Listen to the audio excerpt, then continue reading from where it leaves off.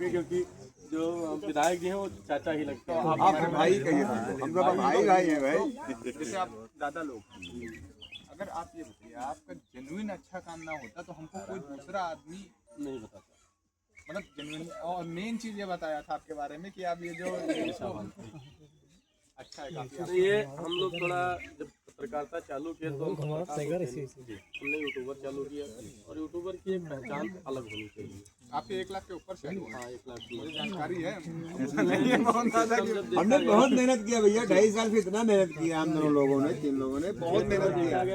कई मुकदमों से बचे हैं, जान लीजिए हमने। तो हमें ये लगा कि ये जो किसान का है सबसे बेहतर, और किसान के पास अगर हम कोर्ट काट करके जा रहे हैं, इंग्लिश में बात कर रहे हैं तो हमारी भाषा को पहचानेंगे। इकलौती चीज है किसान अभी तक जो हमको समझ में आ रहा है कि घर से जो इकलौता ऐसा सेक्टर बचा है, अगर ये छूट गया तो आदमी पैसे से इतना कमजोर हो जाएगा कि क्या से ले लो सब अपनी जो है जमीनी जो नदी साइड में है, तो मंडाली अंबानी खरीद रहे हैं। किसान ही तो सब अन्नदाता है भाई, नीचे से लेकर के ऊपर तक। अगर एक किसान अपने आप पे आ जाए, जैसे बोल रहे हैं कि इस तरह की फसल का रेट नहीं फिक्स किया जाता है किसानों के लिए।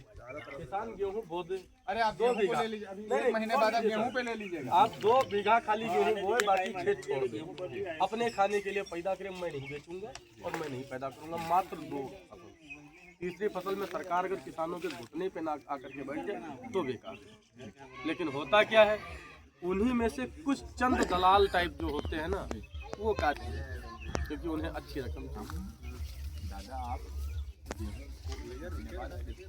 अभी धान अपना कितना खरीदा गया, कुछ नहीं, सब कितने लगे कैंप यहाँ लगे? सोसाइटी में सब लगा, किसी कुछ को नहीं मिला? कहीं कोई सब किसान काफी जो हो, खरीदारी कितने चाहिए, लोग सेंटर खड़े में हैं, लगा, इस ब्लॉक इसमें से किसान शायद कहीं एक सेंटर आदमी नहीं लगा। वही होगा जो धान की ठेकेदारी की, और उसने लगाया किसानों के ऊपर ही है। तो किसानों की जमीन को लगा करके ही लेवल पे बेचा है, लेकिन उसका फायदा किसानों को ना मिल करके ठेकेदारों को मिला।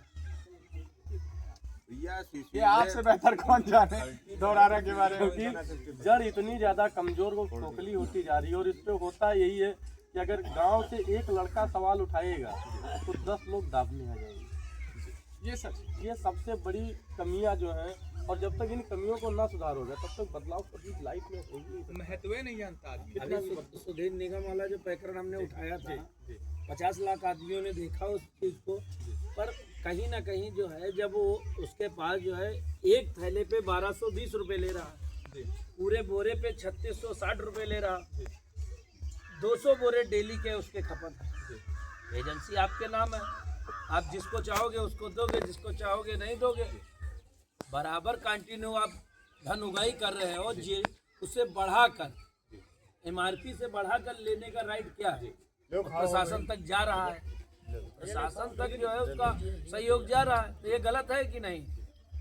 एक गरीब की जेब पर सीधा डाका डालने का काम है। जो नहीं जोड़ रहा है वो कह रहा है कि यार दरवेन जी, आचार्य जी, आप इस मुद्दे को उठा रहे हो। और पत्रकारिता की शुरुआत हुई थी हमारी सिर्फ राशन से, 5 किलो राशन। 5 किलो राशन की तो सबसे बड़ी लड़ाई हम लोग, नहीं 5 किलो राशन का जब हमने अंदाजा लगाया था तो शायद वहाँ तक यहाँ पर भी बैठे लोग नहीं सोचेंगे।